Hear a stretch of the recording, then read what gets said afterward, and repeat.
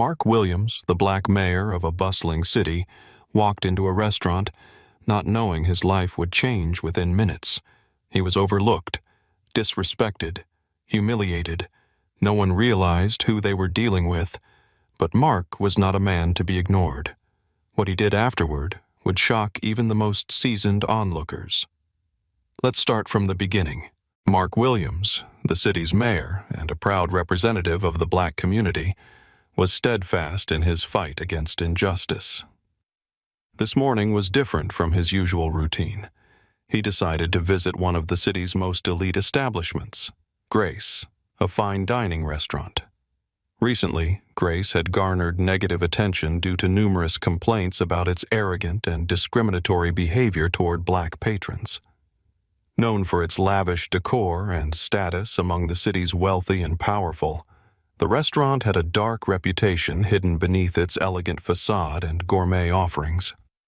After signing a new ordinance to redistribute business licenses from establishments that violated ethical and social norms, Mark decided to make an unannounced visit to Grace. He wanted to personally confirm if the restaurant lived up to its public standards. It was a sweltering day, and the city's streets buzzed with the hum of traffic and chatter.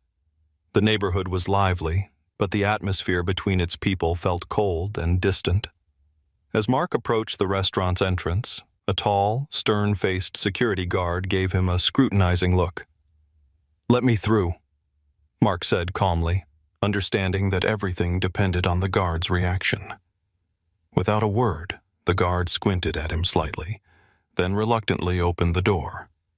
Inside, the smell of freshly baked bread and spices filled the air, but the restaurant's ambiance felt stiff and unwelcoming.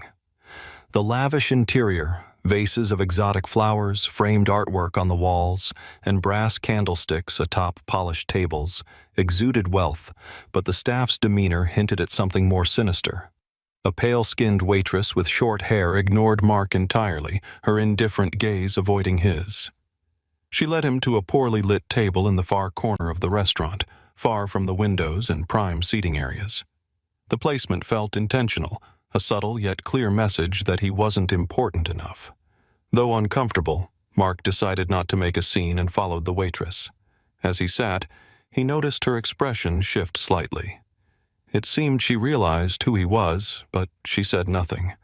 Moments later, Brad, the manager, stepped out from behind the bar. A tall man in a tailored suit, his face weathered and marked with a reserved smile, Brad exuded authority.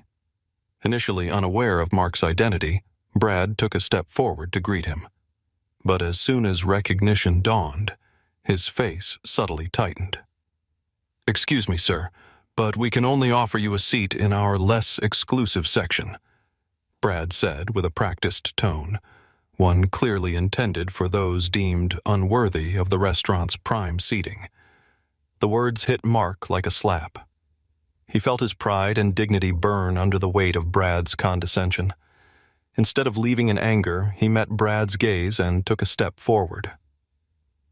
"Are you suggesting I sit next to the kitchen?" Mark asked, his voice tinged with sarcasm. Brad pressed his lips together, making a dismissive hand gesture. His expression seemed to say, "This is routine for someone like you." Unbeknownst to Brad, the man he dismissed so casually wasn't just any customer. After hearing Brad's words, Mark felt a surge of anger boil within him. Every syllable Brad had uttered, his unwavering confidence in his perceived right to speak that way, felt like a hot blade slicing through Mark's pride. Yet, he remained calm, knowing that the moment required restraint, not confrontation. Quietly, Mark rose from his seat, his resolve solid. He began walking toward the exit, fully aware of Brad's gaze trailing him, filled with blatant contempt. Just as Mark reached the door, his phone buzzed. Pulling it from his pocket, he saw it was a call from his assistant. "Mark, just a reminder. You recently signed the ordinance to revoke licenses from restaurants that violate ethical standards. This is an important step toward holding establishments accountable for disrespecting public norms," the assistant said. Mark, his mind still preoccupied with the sting of Brad's actions, barely registered the full gravity of the reminder. His focus remained on the humiliation he had just endured. "Yes, I remember. Thank you for reminding me," Mark replied curtly, his measured tone masking the simmering anger beneath. As Mark continued toward the exit, Brad, noticing his departure, approached again with an air of authority, his posture rigid and his demeanor even more aggressive. "Are you leaving already, sir?" Brad said mockingly. "We don't have room here for people like you." Those words landed like a final blow, awakening a deep desire in Mark to take decisive action. While his emotions churned inside him, he maintained his composure, recognizing that the time for conflict had not yet arrived. Without a word, Mark pushed the door open and stepped outside, his back straight, his stride steady. Just then, his phone vibrated again. This time, it was a text message from his assistant. "The license revocation order is confirmed. All documents have been signed. We're ready to act." Mark paused, inhaling deeply as he fought to temper his rage. For a moment, he glanced back at the restaurant, where Brad continued about his day, oblivious to the magnitude of his mistake, a mistake that would soon bring disastrous consequences for his establishment. Without delay, Mark retrieved his phone and dialed his assistant. "Let's test how the license revocation system works," he said, his tone calm but firm. Minutes later, his assistant confirmed the final step. "The license revocation for Grace has been officially processed. The order is now in motion." The news hit Mark like a lightning strike, illuminating his path. This was no longer a simple matter of personal humiliation. It had become a defining moment in his fight for justice. Brad, completely unaware, had just become a catalyst for change far greater than the slight he had inflicted on Mark. Mark wasn't just a mayor, he was a symbol of transformation. And Brad's attitude, his dismissive and prejudiced behavior, would now serve as a lesson for all who believed they could perpetuate such bias without consequence. Mark walked down the street, his face calm, but his eyes burned with determination. The process had been set in motion, and now it was time to see it through. He knew Brad and his restaurant would not escape the consequences. Breathing in the crisp morning air, Mark dialed the number of the licensing department director, his confidence evident in every word. "This is Mark Williams. I've just signed an order to revoke licenses from restaurants violating public standards. The system is ready. Let's proceed," he said. As soon as he hung up, there wasn't a shred of doubt in his mind. He wasn't going back to the restaurant to argue with Brad. He was going to finish what had already begun. This wasn't a spur-of-the-moment decision. It was a carefully calculated step forward. Now, he simply followed the path he had planned. When Mark walked back into the restaurant, the atmosphere had shifted. The staff froze as they noticed his return, their tension palpable. Brad, seated at the bar, chatting with a waiter, finally noticed him when Mark approached his table. Despite their earlier encounter, Brad didn't recognize the man now poised to decide the fate of his establishment. "Excuse me, sir, but Brad began with his usual rehearsed tone, but Mark cut him off. "I have information that your establishment is violating service standards, including discriminating against clients," Mark said. His voice was steady, but the authority behind his words was unmistakable. Each syllable landed with the weight of undeniable truth. Mark didn't try to make Brad understand his error immediately. He knew his goal wasn't explanation, but action. Brad, oblivious to the gravity of the situation, persisted in his dismissiveness. "That sounds like your personal problem. Don't like our service? That's just your opinion," Brad retorted irritably, glancing at his staff for backup. His tone radiated confidence, as if he believed he still held control. Mark remained calm, his silence allowing the weight of the moment to grow heavier. He watched Brad shift his gaze uneasily between him and his employees, the cracks in his confidence beginning to show. Realizing that the conversation was heading for an inevitable clash, Mark stepped closer. "You might not understand," Mark began, his voice deliberate and composed, "but I am the mayor of this city." The words hung in the air like a thunderclap. Brad froze, the smugness draining from his face. He opened his mouth as if to respond, but no words came. "And I've just signed an order to revoke your license," Mark continued. "As of tomorrow, this establishment will no longer appear on our city's list of approved businesses." Brad's world turned upside down in an instant.